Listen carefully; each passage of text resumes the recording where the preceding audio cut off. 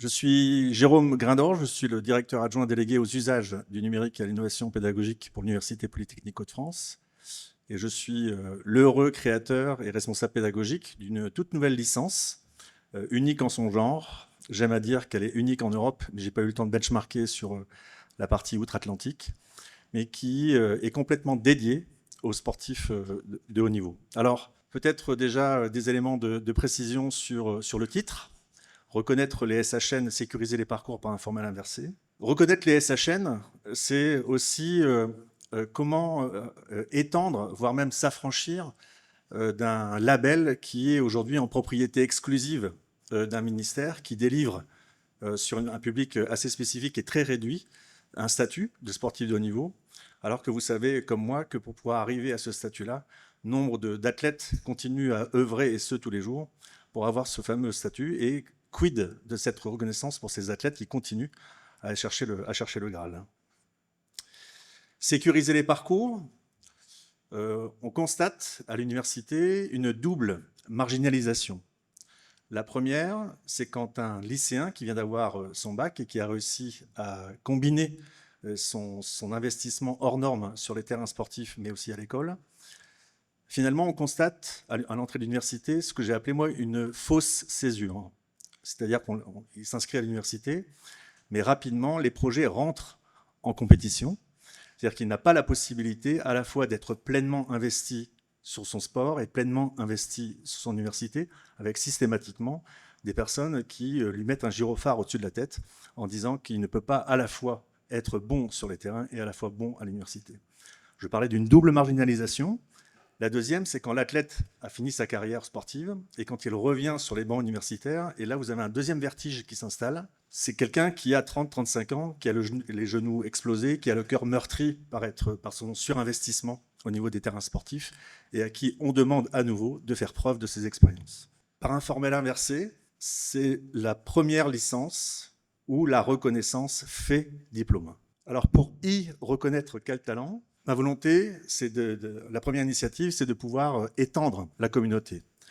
Vous avez ici un flyer qui avait été réalisé par l'ANS, l'Agence nationale du sport, et par l'APEC, qui s'occupe de la reconversion des cadres, et qui a essayé d'identifier ce que revêt le statut de sportif de haut niveau.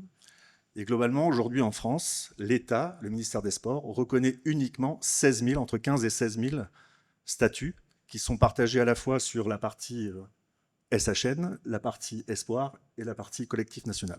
Mais vous comprenez bien que ces 16 000 candidats, ce n'est que la partie haute de l'iceberg et que finalement, on laisse aussi pour compte nombre de candidats qui n'arrivent pas à avoir ce statut-là, cette reconnaissance. Alors, la première initiative à l'Université Polytechnique Hauts-de-France, c'est d'avoir inventé un statut étudiant sportif de haut niveau, avec la délivrance de 3 badges, or, argent et bronze, permettant à une commission de pouvoir évaluer par rapport à un déclaratif d'étudiants qui s'engagent hautement sur les terrains sportifs. Donc les critères sont assez simples, le niveau de compétition, le nombre d'heures passées sur les terrains sportifs, ainsi que l'éloignement des compétitions. La volonté de cette première initiative, et de pouvoir engager une communauté qui, avec la délivrance sur les Hauts-de-France de ce badge-là, permettrait sur une mobilité, parce que c'est aussi une caractéristique des sportifs de haut niveau étudiants, c'est qu'ils sont rendus sur leur cycle licence et master à pas mal de mobilité,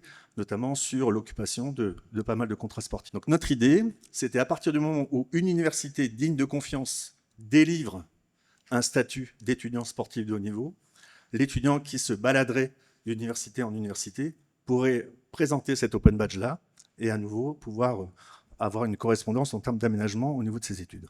Pour y reconnaître quand, donc on appelle ça un effet d'aubaine. Je pense que vous avez entendu ça pas mal de fois. On a à peu près les Jeux Olympiques une fois tous les 100 ans sur le territoire français. Et je voulais sortir la licence L3P SHN en septembre 2023. Et puis, bien m'en a pris de pouvoir la décaler d'un an où j'ai eu une promotion, une communication gratuite pendant 5-6 mois où on a enfin pu connaître et découvrir ce qu'étaient les étudiants et les sportifs de haut niveau.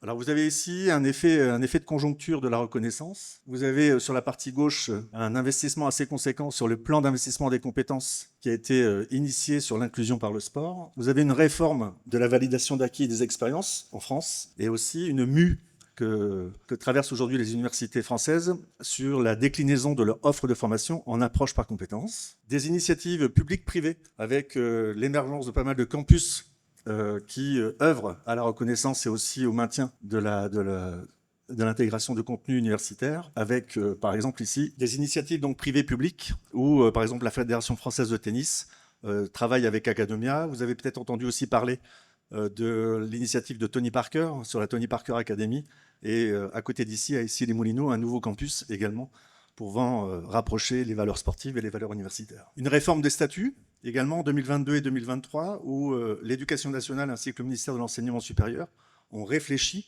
au référentiel et à l'aménagement possible pour ces citoyens hors normes. Les JO 2024, on n'y revient pas, avec une exposition sans nom. Et enfin, quelques initiatives de start-up et de sociétés de l'économie sociale et solidaire qui ont essayé, alors peut-être de s'acheter une certaine forme de virginité. Il y a des éléments personnels qui arrivent là. Et pas mal d'enquêtes qui ont été faites sur le capital spécifique des athlètes de haut niveau. Pour y reconnaître quoi ?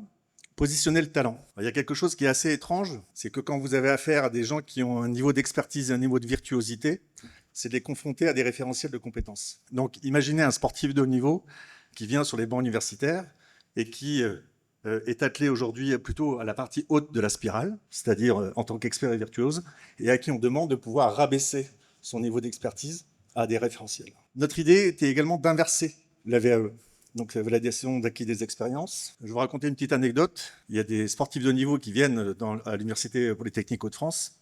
Je suis convoqué à un exercice dit de positionnement qui permet d'apprécier la trajectoire des sportifs de haut niveau. Et un jour, un sportif lève les yeux au ciel par rapport à un jury là, qui ne connaissait pas du tout sa trajectoire et qui finalement dit la chose suivante: si j'avais su que mes compétences valaient de l'or, je les aurais mis au coffre-fort. Et donc, il y a quelque chose d'assez curieux que je disais en introduction sur la marginalisation, c'est que vous avez, au moment de la VAE, des sportifs qui essaient de revenir sur leur histoire pour essayer de retrouver des preuves d'expérience pouvant valider un référentiel de compétences. Donc là, on a un moment de vertige qui est assez incroyable. C'est qu'on demande à un sportif de revenir sur les 5-10 ans en arrière sur sa trajectoire de sportif de haut niveau afin d'essayer de se remémorer les expériences et des preuves pouvant être calées à un référentiel de compétences. Donc je me suis amusé, et chacun s'amuse comme il peut, à essayer de plonger l'expression de la mobilisation de ces ressources et des compétences dans les fiches RNCP. Fiches RNCP, Répertoire national de la certification professionnelle. Et là, étrangement, plus de 300 crédits ECTS sont remontés à la surface. Ça veut dire que vous avez un athlète de haut niveau qui, pendant toute sa carrière, mobilise plus de 300 crédits ECTS, à qui on demande, à la fin de sa carrière, de pouvoir donner les preuves de tout ça. Le plus important ici, c'est le Y. Pour y reconnaître quel talent, pour y reconnaître quand, pour y reconnaître quoi, pour y reconnaître comment. Les situations. Quels sont les éléments observables qui feraient que, pour tout à chacun, vous puissiez reconnaître immédiatement ce qu'est un sportif de haut niveau? Quels sont les éléments repérables dans les situations que l'athlète est en train dans laquelle l'athlète est en train d'agir, qui permettraient évidemment de reconnaître son statut?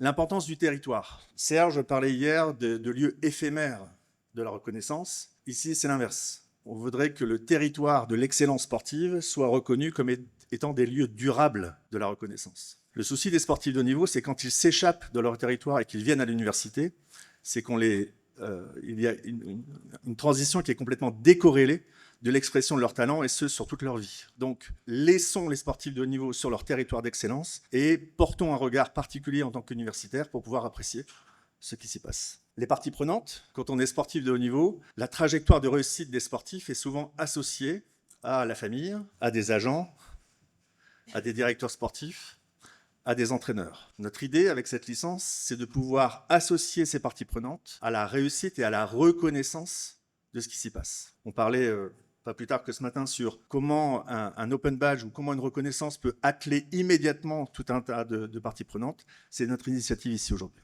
Et enfin, la consignation. Comment rendre le récit d'une vie d'un sportif de haut niveau désirable? On a beau essayer de réfléchir sur la nature du capital spécifique que pourrait apporter un sportif de haut niveau dans une société, au niveau de sa transition, etc., mais ni plus ni moins, je pense qu'à part devenir mascotte sur des masterclass pour pouvoir montrer que monsieur ou madame Intel qui est médaillé olympique fait une conférence au sein d'une telle ou telle société, ce n'est pas reconnaître son récit. C'est simplement l'associer à une forme de marketing qui, pour moi, est complètement décalée. La consignation, pour moi, est quelque chose de très important. Reconnaître, c'est aider par des outils méthodologiques à la constitution d'un récit écoutable et désirable.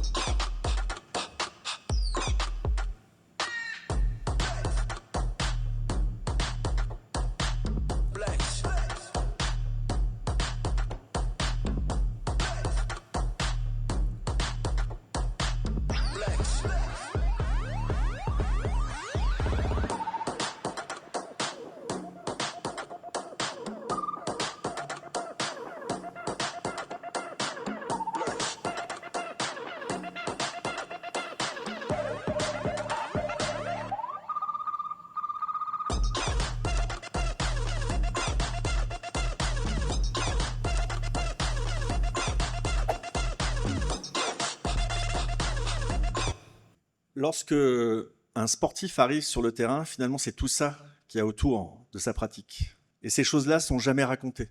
On a eu l'occasion peut-être de voir là, pendant la préparation des Jeux Olympiques des récits de vie pouvant à un moment donné alerter et les yeux et les oreilles des personnes qui ne connaissent pas finalement le rendu ni le quotidien de ces citoyens hors normes. Vous avez ici dans ce petit clip un travail qui a été réalisé depuis 2 ans où nous avons, avec des focus group, essayé d'interroger les sportifs, bien évidemment, mais aussi les parties prenantes, à l'existence de ce qui était mobilisé au sein de leur pratique. Quand je vous disais que c'était un formel inversé, c'est comment ces choses-là qui sont racontées, qui sont les conditions même d'une trajectoire en pleine puissance, comment c'est reconnaître ça pour faire un diplôme. Vous avez ici les blocs de compétences, parce que j'ai beau essayer de mettre les référentiels le plus loin possible, je dois aussi respecter la chaise sur laquelle je suis assis au niveau de l'université. Donc il y a quand même un travail de négociation pour pouvoir quand même faire les choses correctement. Et je vous parlais d'une mue des universités sur l'approche par compétences. Voilà comment sont préparés aujourd'hui les athlètes qui se sont inscrits. Donc c'est une formation full distancielle. Ils restent sur leur territoire d'excellence pour en faire des lieux durables de la reconnaissance. Et ils participent à des enseignements qui sont sous une appellation qu'on a appelée Box. Et on parlera aussi ici d'Open Badge. Donc avec aussi une originalité où on a poussé un petit peu l'innovation pédagogique, c'est que l'évaluation de ce que les athlètes suivent à distance en termes de contenu universitaire est évaluée de 2 façons. Une façon classique d'une vérification de connaissances par quiz, par étude de cas ou par dossier. Mais ce qui est intéressant, c'est que l'autre partie de l'évaluation, c'est la façon dont l'athlète se raconte dans son territoire pour mobiliser les connaissances. C'est-à-dire qu'il va devoir réaliser des clips vidéo de 2-3 minutes où on le voit en train d'agir en mobilisant les ressources du cours. La partie vertueuse de cette façon d'observer et d'évaluer, c'est que ça permet d'alimenter une preuve, certes d'Open Badge. Ça permet à l'enseignant de pouvoir aller sur son évaluation, mais aussi de commencer à participer à cette fameuse consignation que je vous présentais il y a quelques slides. C'est-à-dire que si à 18 ans, on accompagne ces athlètes en responsabilité publique pour pouvoir les aider à se raconter sur les terrains de l'exercice de l'excellence sportive, mais pas forcément sur le terrain, mais ce qui se passe en dehors, c'est une façon progressive de les amener à se raconter avec des critères écoutables au niveau de l'employabilité. Je termine rapidement. Alors, qui sont-ils? C'est une licence donc, qui a commencé en septembre 2024. Plus d'une dizaine d'activités représentées, francophones pour l'instant. Donc, bien évidemment, avec un maillage, même si on est en Hauts-de-France, avec une communication assez réduite sur les salons de l'étudiant, nous avons pu quand même mailler le territoire français. Et nous avons des étudiants francophones qui, par l'exercice de leur talent sportif, sont amenés à voyager au Canada, aux US, en Israël, au Portugal, en Espagne, etc. Et grâce à cette licence-là, ils peuvent sécuriser leur parcours et faire reconnaître ce qui se passe en dehors de leur terrain. Et une façon de reconnaître les athlètes, et je terminerai par ça, c'est finir par vous les présenter. Ils sont beaux, ils sont puissants, ils sont excellents. L'idée, c'est comment l'action publique peut sécuriser leur parcours. Merci.